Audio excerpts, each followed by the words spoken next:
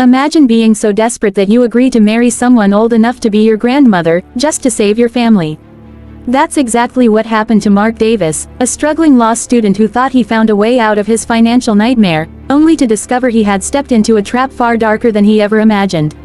Before we dive into this incredible tale of revenge, redemption, and second chances, make sure to subscribe to our channel and hit the bell icon, so you never miss stories that stir the heart and keep you hooked till the very end. The rain never seemed to stop in the small Texas town where 23-year-old Mark Davis lived.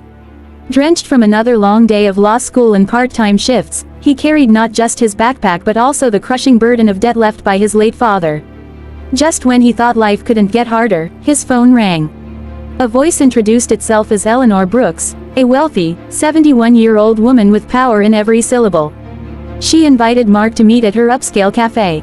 Hesitant but curious, he agreed. That night, beneath the cafe's golden lights, Eleanor made him an outrageous proposal. "Marry me, and I'll erase every dollar of your debt."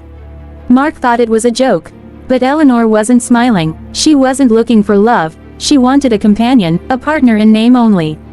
Mark was stunned. Yet, with his mother's medical bills piling up and his sister's tuition looming, the impossible suddenly felt like the only option. Within a week, Mark stood in a courthouse, exchanging vows with a woman almost 5 decades older. His reflection in the rain-soaked streets whispered doubts. Had he saved his family, or sold his soul? Eleanor's sprawling estate welcomed him like a fortress. Luxurious yet lifeless, the mansion held secrets in every locked door and whispering hallway. The staff avoided his gaze, and hushed words followed him. Why him? He'll find out eventually. They always do. One night, Mark discovered an ornate key that opened a forbidden room. Inside, dust-covered photos and damning documents revealed the truth. His late father and Eleanor's late husband had once clashed in business. Eleanor believed Mark's father had ruined her family, driven her husband to an early death. Her marriage to Mark wasn't companionship.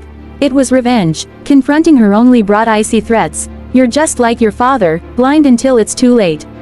But Mark wasn't willing to be a pawn. With the help of a trusted friend, he uncovered Eleanor's shady dealings and called the police. The day of her arrest, Eleanor met his eyes one last time. "Revenge isn't undone so easily, Mark. Be careful it doesn't consume you too." In court, Mark's testimony sealed her fate. Yet when she glanced back at him, the cold fury in her eyes was gone, replaced by something almost human, almost regretful. Later, Mark inherited her estate. Instead of clinging to the wealth, he sold it and used the proceeds to clear his family's debts and fund a scholarship in her late husband's name. It was his way of transforming bitterness into hope. Months later, a letter arrived in Eleanor's familiar handwriting.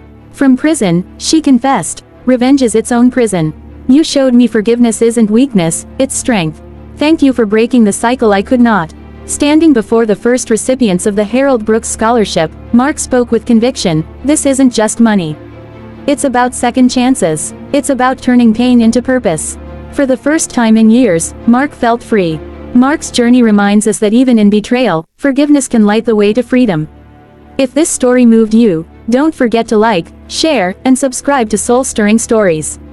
Together, let's spread hope, compassion, and second chances to the world.